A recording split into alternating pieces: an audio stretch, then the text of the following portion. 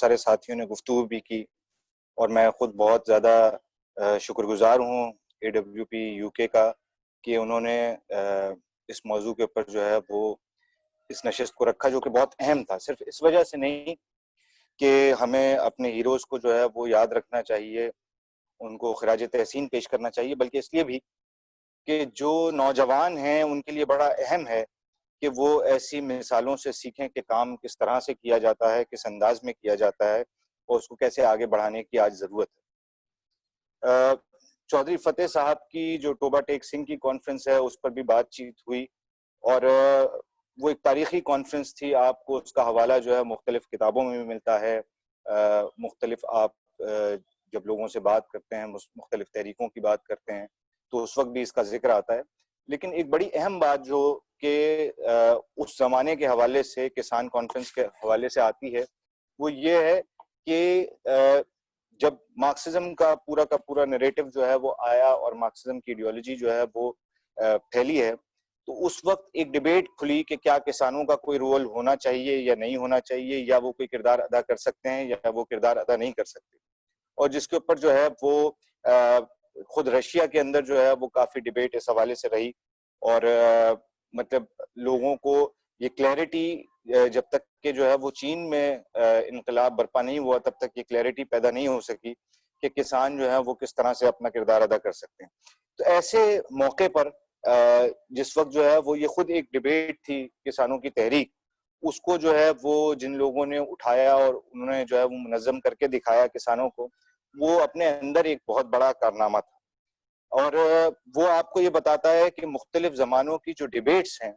ان debates کو آپ صرف کتاب کے پنوں کے اوپر جو ہے وہ پورا نہیں کر سکتے، بلکہ آپ کو عملی میدان میں جا کر بہت ساری چیزوں کو دیکھنا پڑتا ہے کہ اس زمانے کے جو حالات ہیں، معروضی حالات اور جو کانٹرڈکشنز ہیں، ان کو کس طرح سے جو ہے وہ حل کیا جا سکتا ہے یا ان پر کس طرح سے کام کیا جا سکتا ہے۔ تو یہ ایک اور اہم پہلو ہے جو ہم نوجوانوں کے لیے بڑا اہم ہے،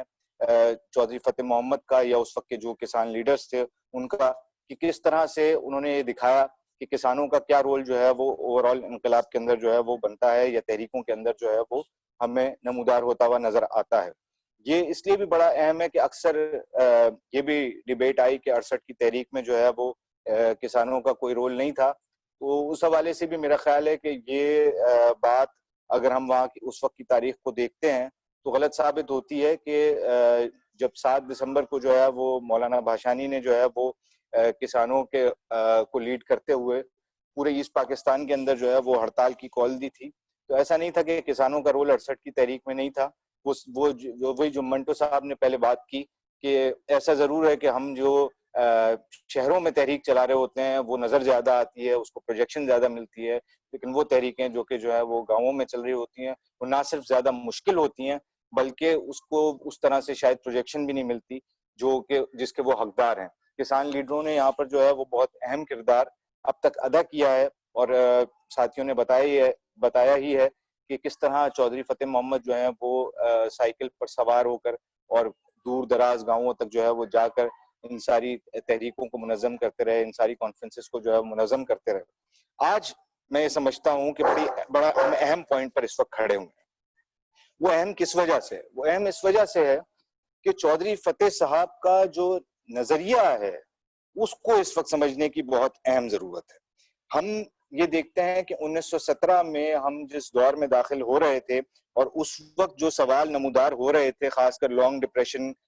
کے خاتمے کے وقت، تو اس میں یہ سوال بڑا اہم تھا کہ سرمایہ داری کس سٹیج میں جو ہے وہ داخل ہو رہا ہے، اور اس وقت جو ہے وہ لینن کا برنسٹائن کو رد کرتے ہوئے اور کورٹسکی کو رد کرتے ہوئے جو سامراج کا پورا تھیسس ہے، پورا انالیسس ہے، اس نے ایک نیا ہمیں جو ہے وہ چیپٹر ہمارے لیے کھولا، اور اس سے جو ہے وہ قومی آزادی کی تحریکوں نے بھی جنم لیا اور اس سے جو ہے وہ عوامی جمہوری انقلابات نے بھی جنم لیا۔ آج ہم جس دور میں بیٹھے ہوئے ہیں یا جس دور میں ہم جو ہے وہ زندگی بسر کر رہے ہیں وہ نیو لبرل گلوبلائزیشن کا دور ہے، اور اس کو سمجھے بغیر